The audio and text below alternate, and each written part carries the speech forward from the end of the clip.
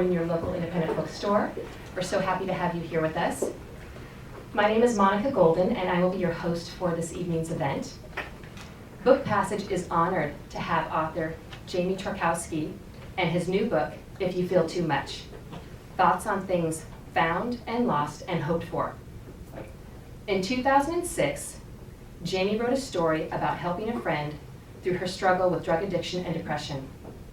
The piece, titled To Write Love on Her Arms, quickly went viral and was the impetus behind the creation of Jamie's nonprofit organization of the same name. His work has become a global movement. In 2010, Mashable named To Write Love on Her Arms the must-follow nonprofit, and in 2011, it was awarded $1 million from the American Giving Awards.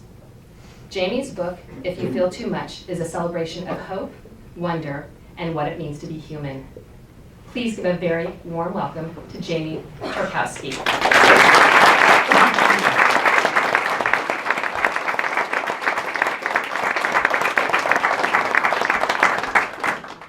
Hello.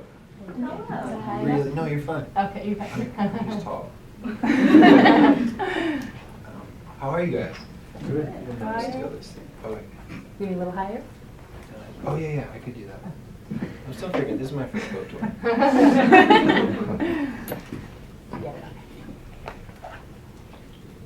Hi.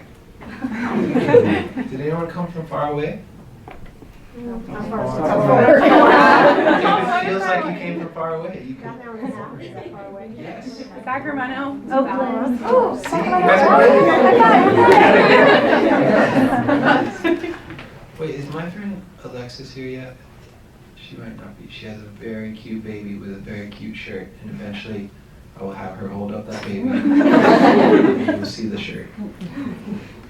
The first night in New York, there was someone from Qatar and someone else from Bolivia. So nothing against Sacramento. And now it's become a fun question to ask. Here I might even. Thank you guys so much for being here. As I said jokingly, but not jokingly, this is a first for me. First book tour. Been dreaming about this for a lot of years, and it's been amazing to finally have it happen. The book came out last Tuesday, and just this week we've been in New York, LA, Seattle, Portland. Flew here from Portland last night or this morning, and it's been amazing that people are showing up along the way. So thank you guys for showing up, for being here. The organization, as Monica said, was born from a story that I wrote back in 2006, and around that time I was starting to figure out that writing was something that I loved. But back then I didn't think of myself as a writer, and yet I was kind of realized I was falling in love with it, and then started to dream about a book, and kind of assumed, and other people assumed, that there would be a memoir that I would kind of sit down and write my story from start to finish, and that book just didn't write for some reason, and I kind of talk about that and joke about that at the start of the introduction, and warmed up to the ideas that for some reason I tend to write stories. I tend to write, I guess, short stories, and I tend to write when I'm moved by things in life. And so this book represents the last 10 years, and it's just stories from my life, my work, my struggle with depression, and I share that because it's become something I think that has allowed me to relate to this work that I stumbled into. You know, I met a girl that was struggling with depression, addiction, self-injury, and suicide back in 2006, and kind of through getting to know her and getting to share her story, and then over time kind of being honest about my own story, it's been amazing to meet people who relate to struggle, who relate to questions, relate to those issues, whether it's in their own life or the life of someone they care about, maybe even someone they've lost. And over the last 10 years to find my way into so many conversations about these things that maybe millions of us struggle with, but they tend to be issues that people don't talk about. And it's been such a pleasure to see that change, to see people break the silence, to see people want to step into that conversation. And certainly the hope is that the book can be another little picture of that. So if it's cool, I'm gonna jump in and read some stuff. I was advised not to read too much. On the first night I made a joke about if you read too much. But like I said, I'm excited about this, so I said, well, I would like to read, like it's a book tour. I don't know a lot about book tours, but I would like to read some of the books, so is that okay with you guys?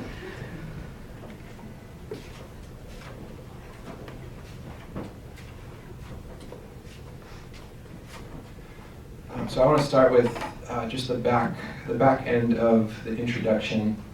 It sounds funny, but this is page XXIII. I didn't decide that. And it says, what you hold in your hands is a collection of sprints. 10 years of sprints, and I also think of them as songs. This book represents 10 years of life and writing. In that time, I've been all of the following: college dropout, surf industry sales rep, nonprofit founder, college speaker, and a person who struggles with depression. This book is how I felt on holidays, those celebration days that have a way of reminding us what's missing. This is what I wrote when famous people died and when dear friends died as well. There are letters to my mother and stories that I gave as gifts to girls. Oh, side note, there's 3 stories that I gave as gifts to girls. I got permission from one of them, which concerned the publisher, and so I joked this is kind of my Taylor Swift moment. But it's all very sweet. It's not grumpy, so hopefully it's okay. Can you guys hear me okay? Yeah. I'm still figuring out how to be a tall person with a microphone and a book. This is what I wrote when I sold the diamond ring, and when Kyle gave me the jersey with the extra letter in his name. This is what I wrote about the mornings when my nephew Landon makes my parents' backyard feel like the most amazing place on earth. This is the book before the one that people were expecting. That one will come with time, maybe even soon, but this one had to happen first. The truth is that part of me felt lost, feels lost, and it's hard to tell a story you don't like. So there was a subplot as I began that backwards journey, back through the last 10 years. I'm trying to get back to someplace true, to someone I knew and liked a lot. I'm trying to make sense of my story, trying to make peace with it. Perhaps so I can tell it, but more so I can smile.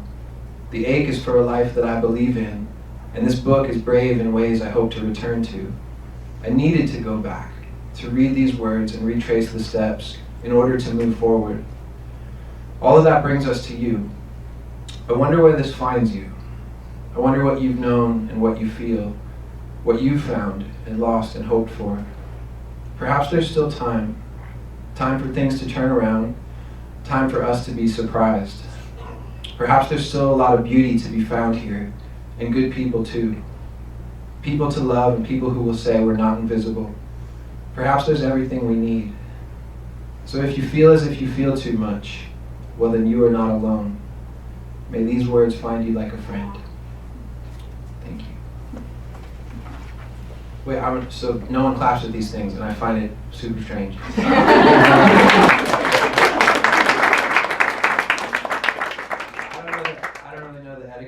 I'd actually officially never been to a book event. I'd sort of been to one, but it wasn't even at a bookstore, so I didn't have a lot to draw from. But I finished reading that in New York, and it was opening night. It was the day the book came out, and it was quiet like that. And I was like, oh, is it terrible? I don't understand.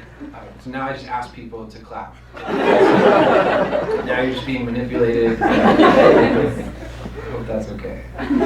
Do people normally clap, or you just didn't? It wasn't good, or you wait till the end? I don't think normally they clap because they wait for it to see her to go on. I'm insecure. I mean, this is about feelings. I need as much clapping as possible.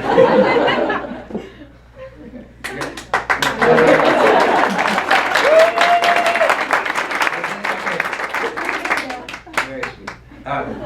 Who told you applause?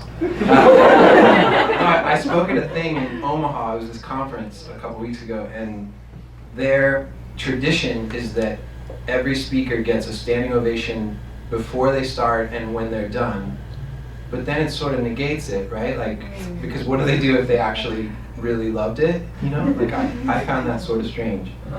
No standing ovations, okay? So I'm going to read something from near the end of the book.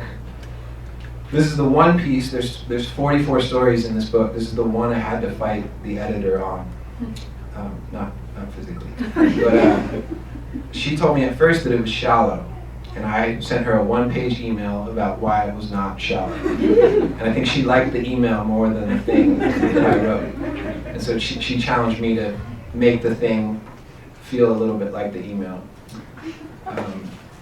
This is one of the last pieces that I wrote.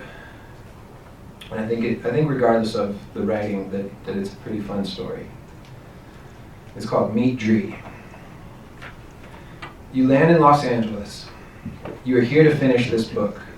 You arrive sleepy after a short morning flight from Tucson. You decide quickly that this morning will require a second cup of coffee, which is perfect because there's a Starbucks next to the baggage claim. You are dressed head to toe in black and you take your place in line behind a girl dressed head to toe in white. She's pretty. White sweater, white jeans, white Converse. Her shoes are old. Pretty girls don't have to try. You like her shoes. She puts sunglasses on, black Ray-Bans, which is at least somewhat unusual because she is inside and the sun is outside. You wonder if perhaps it's because she doesn't want you to look at her. At this point, you wish to speak to her. But of course you can't, because what would you say? And it's the worst to be unwelcome. She takes her sunglasses off. She presses the Uber button on her phone, and suddenly it hits you. You're about to do the same exact thing. And because you are uncertain of how the process works, you have a reasonable question to ask this woman. So you tap her on the shoulder. She turns and looks at you, and oh my God, she's gorgeous. She is impossibly beautiful. Those light eyes. You talk about Uber. I don't actually know what that means, to talk about Uber, but she's not from here. Where is she from? She's from New York. You used to live in New York, 14th and 3rd. She lives in the West Village. You guess that she's a model. That's probably the part they thought was shallow. She adds that she's an actress. Her name is Dree. Her mom lives in Malibu. You love the corn at Cafe Habana in Malibu. She agrees. She's originally from Idaho. You've been to Boise. You've been everywhere. She starts to say goodbye, but you both have to walk to baggage claim, so you keep talking. You have completely forgotten about the Uber button you had planned to press. You have turned into a puppy, because this is who you are and this is how you're wired. You feel too much.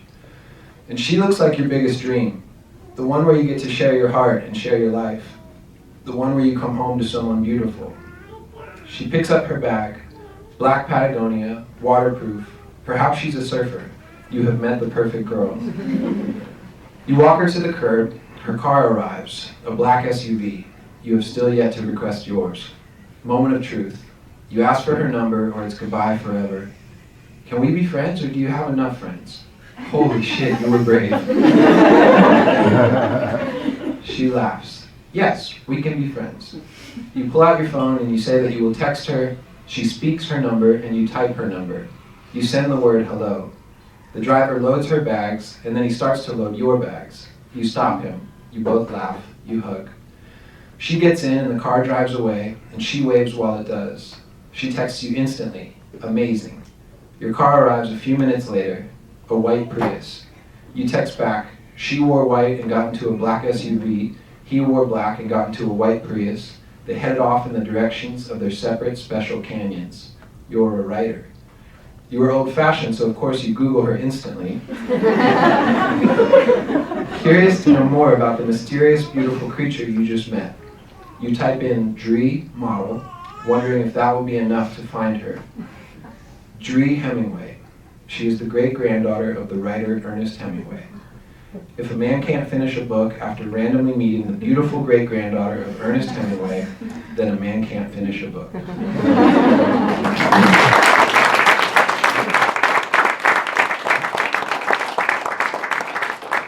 So like I said, regardless of the writing, I thought, that's a fun story, like that should be in a book, right? And I had only met her that one time and I had to send her an email and say, hey, I wrote this thing.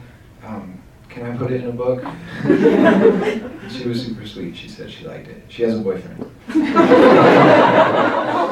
Probably hates me.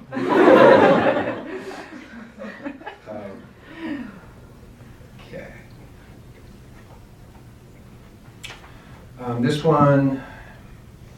This is called Note to Self. This is early in the book. This is page 27.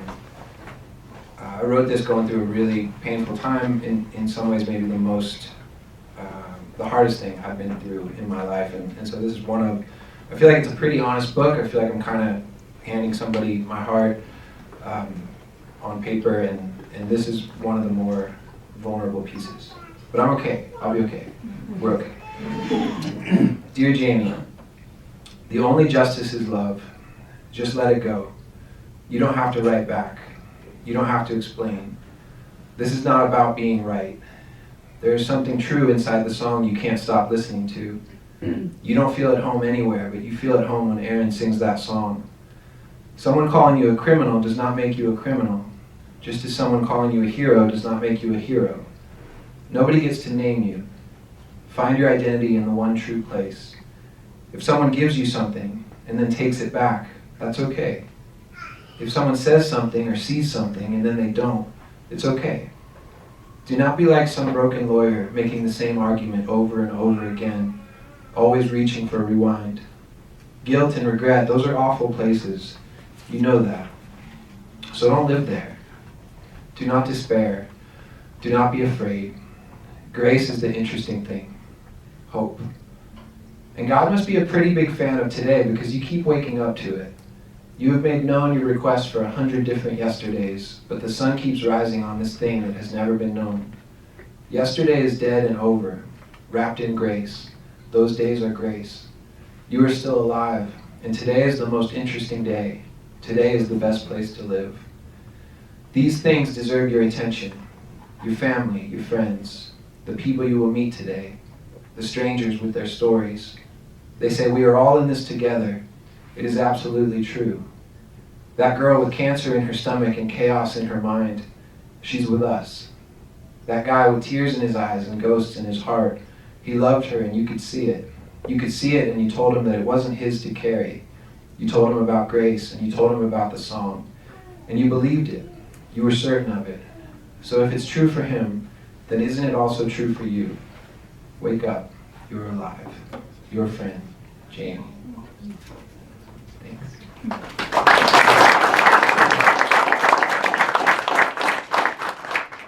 wanted people to see Waverly's shirt. Maybe now. This is my friend Alexis. No, it's great. Whatever I could read would not be as good as what's about to happen. You might have to tell them. I'll hold it up.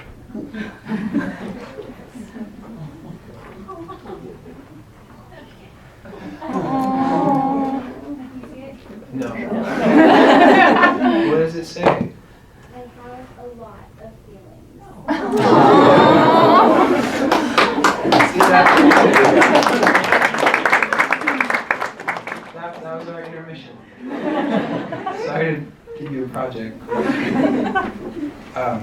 So I'm going to read a couple more short pieces and then open it up to questions. This was it wasn't one of the last things that was written, but it was actually the last piece that was added, and it was something I had forgotten about, and when I came across it, it felt important, and it's something I'm really proud of, and so I'm glad it's in the book. It's on page 103. It's called Have You Ever Struggled with Self-Injury? Have you ever struggled with self-injury? A girl asked me this during Q&A at the end of last night's event at St. Louis University. People often ask if I've struggled with any of the issues that To Write Love on Our Arms deals with: depression, addiction, self-injury, suicide. I have no problem admitting that I'm a person who struggles with depression. I've been through seasons of counseling, and I've been on antidepressants for the last 2 years. But this girl didn't ask about depression. She asked specifically about self-injury. It would have been easy and honest to simply say no. I've never cut myself or burned myself. But I knew there was a better answer. It felt important, and so I want to share it here. I believe that self-injury is a form of coping. It's using pain to deal with pain. People are after relief and release when they do it. If that's true, then the heart of the matter is not the behavior. It's the reason for the behavior. The problem is pain. So perhaps the million-dollar question is, what do we do with our pain? We all answer that question in our own ways. We respond to our pain. We cope. Drugs and alcohol, pornography and sex, anger and violence, eating and not eating, friends and community, counseling and treatment. I've never taken a razor blade to my skin, but I've certainly hurt myself. I've hurt myself and I've hurt other people in dealing with things that I've felt haunted by. I've never cut myself, but I don't think I'm so different from someone who has. So maybe it's not black and white. Maybe it's not do you cut. Maybe it's we're all human and we all encounter loss and pain and longing and questions. We get stuck and we get lost and we buy lies. Maybe the question is, okay, so what do we do with that? And maybe it gets a whole lot easier when we simply begin to go there, to see it that way, to admit we're human, to admit we all have our stuff. Maybe from there we can begin to relate to and understand one another. And maybe then we can begin to walk together towards healing.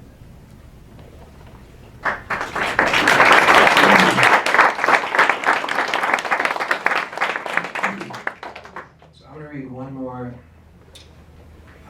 piece. And this is where the title of the book came from. And I wrote this the night that all of us found out about the death of Robin Williams. I was on my way to see a movie called A Most Wanted Man, and that movie stars Philip Seymour Hoffman. It's the first film that came out starring him after his death.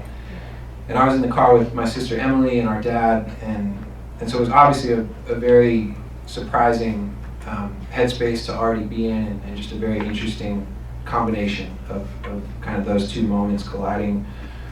And I knew I wanted to write something, but I didn't want to write something about Robin Williams' life or his death. I didn't want to speculate. I didn't want to, recycle things. I knew there'd be, hundreds of other articles about his life and his death. I wanted to write something for people who maybe could relate. People who struggle with depression, people who struggle even to the point of thinking about suicide. And so I'm proud of this piece, and again, this is where the title of the book comes from. It's called There Is Still Some Time. If you feel too much, there's still a place for you here. If you feel too much, don't go. If this world is too painful, stop and rest. It's okay to stop and rest. If you need a break, it's okay to say you need a break. This life, it's not a contest, not a race, not a performance, not a thing that you win. It's okay to slow down. You are here for more than grades, more than a job, more than a promotion, more than keeping up, more than getting by. This life is not about status or opinion or appearance. You don't have to fake it. You do not have to fake it. Other people feel this way too. If your heart is broken, it's okay to say your heart is broken. If you feel stuck, it's okay to say you feel stuck. If you can't let go, it's okay to say you can't let go. You are not alone in these places. Other people feel how you feel. You are more than just your pain. You are more than wounds, more than drugs, more than death and silence. There is still some time to be surprised. There is still some time to ask for help. There is still some time to start again. There is still some time for love to find you. It's not too late. You're not alone. It's okay. Whatever you need and however long it takes, it's okay. It's okay. If you feel too much, there's still a place for you here. If you feel too much, don't go. There is still some time. Thank you.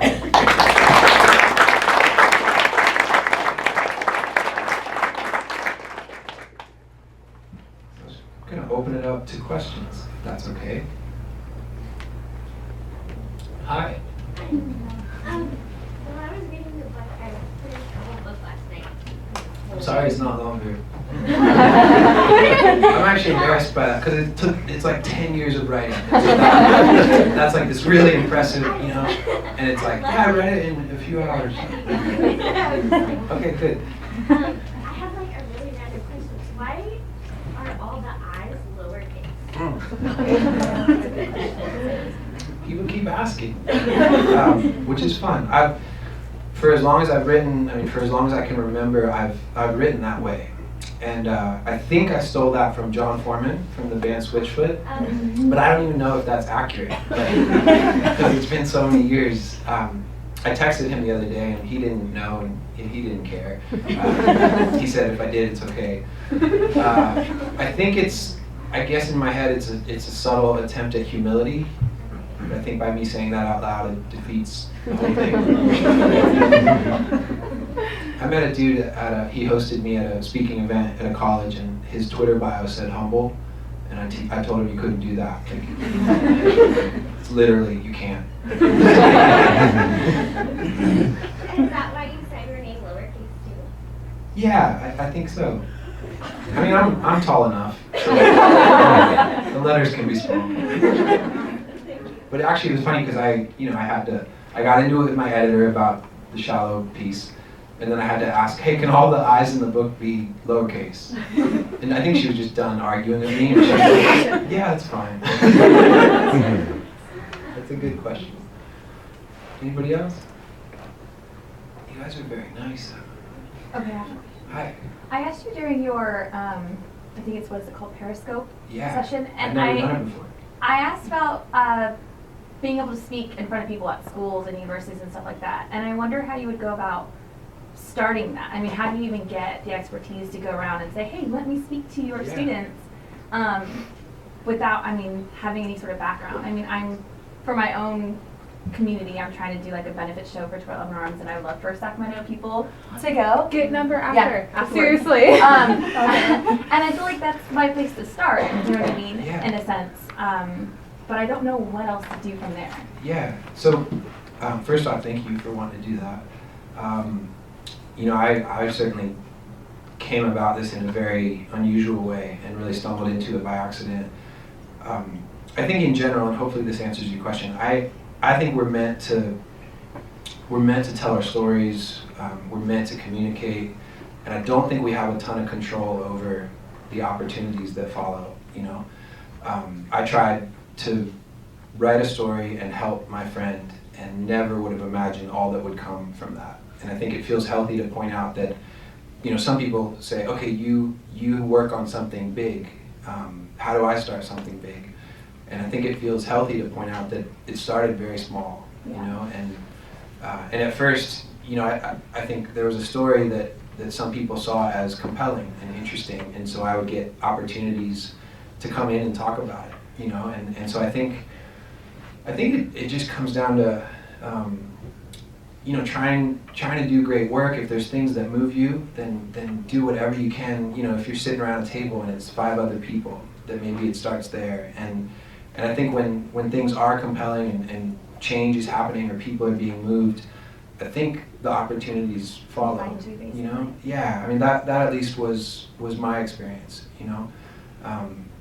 Because I have this is like a 1 in a million opportunity to get a book published and to be on a book tour, but it feels important to tell people that we're all made to be known, and I'm getting this really unusual opportunity, but all of us, all of you, are made to be known and made to communicate, and whether that plays out over coffee with a friend or standing on a stage speaking or on a book tour. I think we're all supposed to pursue that. And I think you're unique. You're already unique because it scares most people to death and they want no part of it. Like I think there's research that shows that most people are more afraid of public speaking than dying. I'm more afraid of dying than public speaking. So you're already way ahead, and yeah, I think I would just encourage you to keep communicating, even what just happened, just to be creative. And I think if you worry about the heart of the matter, the stage and the lights and the crowd, like that stuff will work itself out if it's supposed to, Thank you. Yeah. Hi. So I was wondering if you're still in contact with your friend who you wrote the original poem or short story about? Yeah. And what her response has been to your organization and everything that's come after that? Yeah, so we are. In the last couple of months, we've done a bunch of events on the road together. She's a really dear friend. She's sort of like a sister. Like we've been through a lot together. We've had a really unique road that we've walked. As a side note, there was a film that was made about basically the story that all of this grew out of, and my friend Renee is played by Kat Dennings in that movie. Kat is one of the stars of the show Two Broke Girls. So there's all this good news, but it feels important to say that it hasn't been easy. And if we've been friends for almost 10 years, there were entire years where we didn't speak. You know, there were years where this was really broken, and it was really confusing. And we obviously met in a unique situation, and then there's all these questions of, you know, sobriety, privacy, millions of dollars, who owns a story. There was a lot that we had to navigate. She was 19 when I met her, I was 26.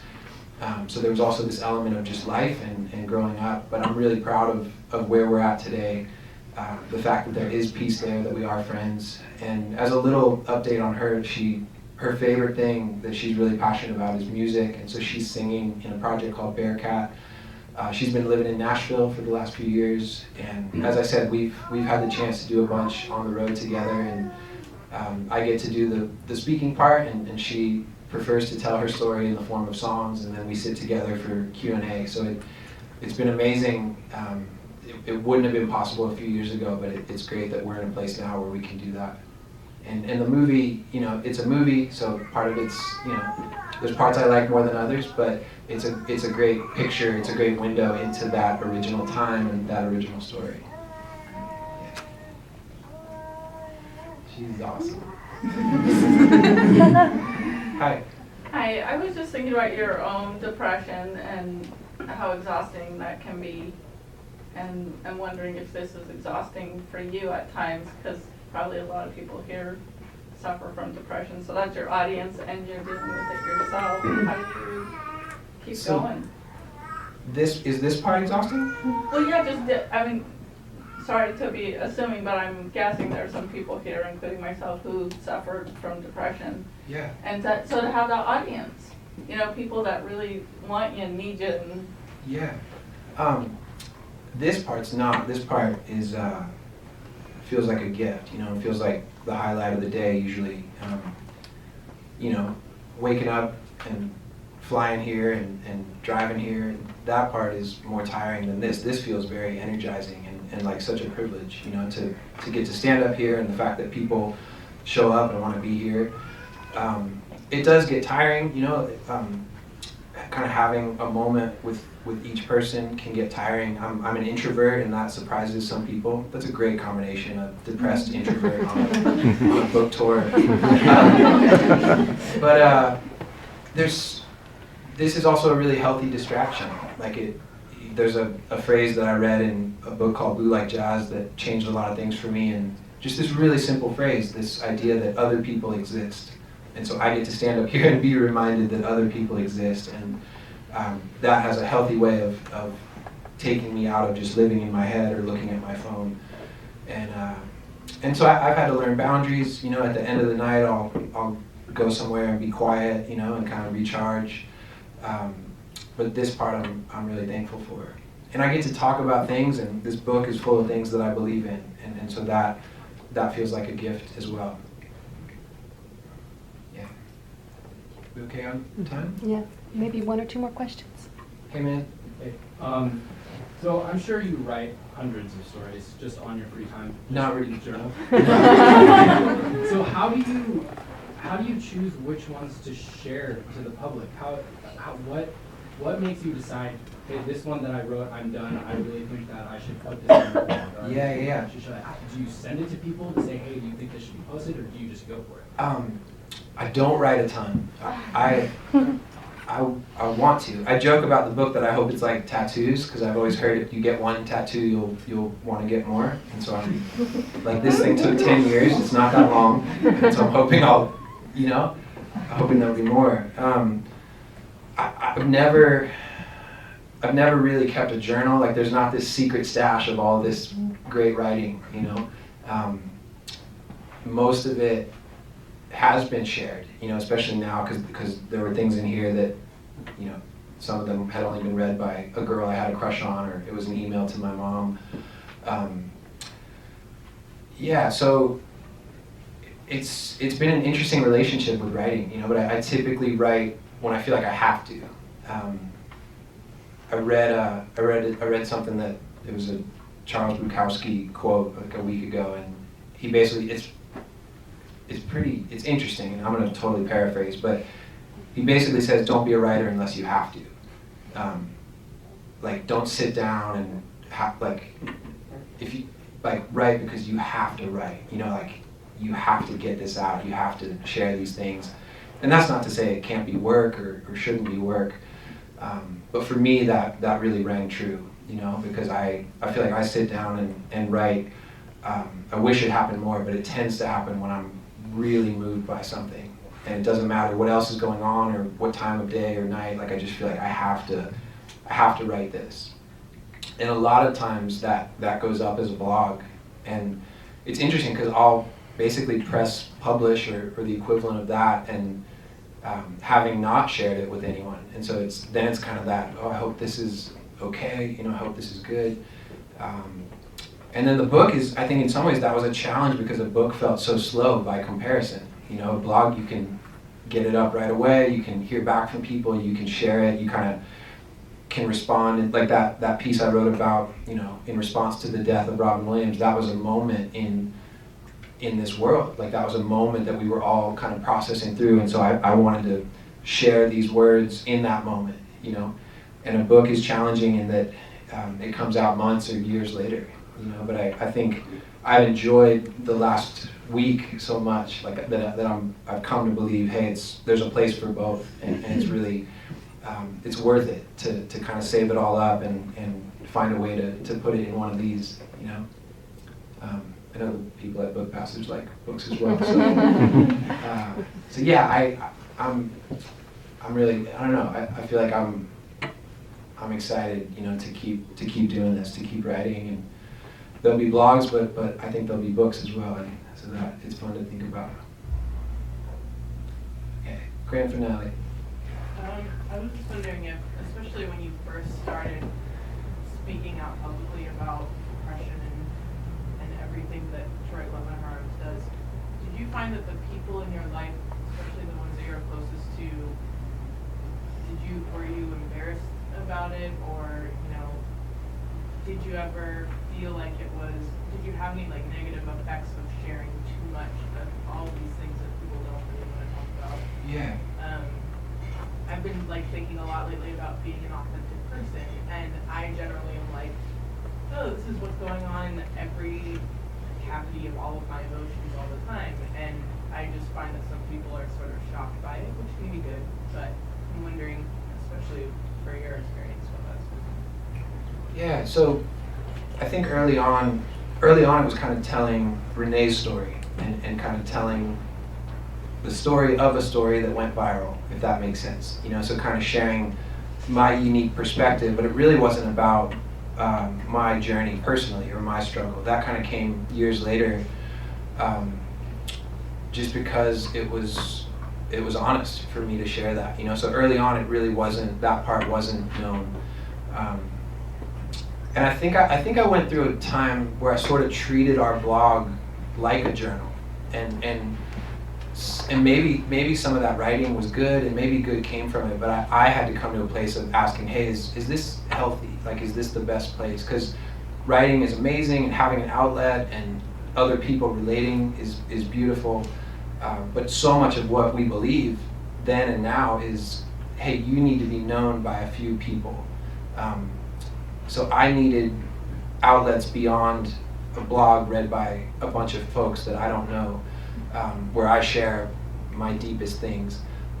I needed to also be willing to sit with a counselor or to have coffee with a friend. I needed to have honest conversations that had nothing to do with writing or social media or an audience, And so I think that's been a journey. And in a way, the book was also trying to find that balance of, years ago I was maybe too honest, and then more recently it's been harder to be honest. And I think for people who struggle, we don't want to be a broken record, and we buy into this idea that I don't want to be a burden to people who are concerned about me. And yet I think we're called to be honest and to communicate. And so I think for me, some of this is trying to find that place that feels honest but healthy. Yeah. So thank you guys. This is the part where I write my name in the book. I never know how to transition. Jamie, thank you so much.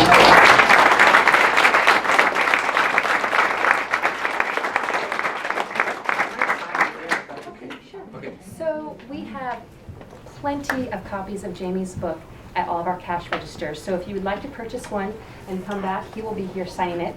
If you have already purchased one and you'd like to get in line, that would be wonderful. I would ask, because we have so many people this evening, to line up row by row, and I think that'll probably be the easiest and smoothest way. And then you can come up and have your book signed by Jamie. Thank you so much. Hey, I want to just mention one more thing. My sister Emily is right there. She sort of waved.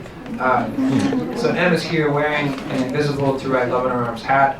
And what I mean by that is she's here representing the organization.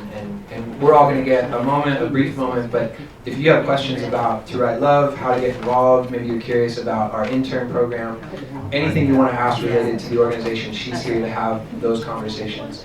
And we hold up the brochure. Something that we're really proud of, we have these for every single stop on the tour, and what's inside there is a list of resources for this area, for this part of the country: counseling, treatment, crisis hotlines, Alcoholics Anonymous. So rather than just encourage or inspire, we love the idea that as we leave this place, if you want, you can walk out of here with some really practical solutions. And whether that's for you or for a friend, maybe it's tomorrow, maybe it's 6 months or a year from now. We came in with a bunch of those. We would love to leave with none. So please say hi to Emily. Thank you guys.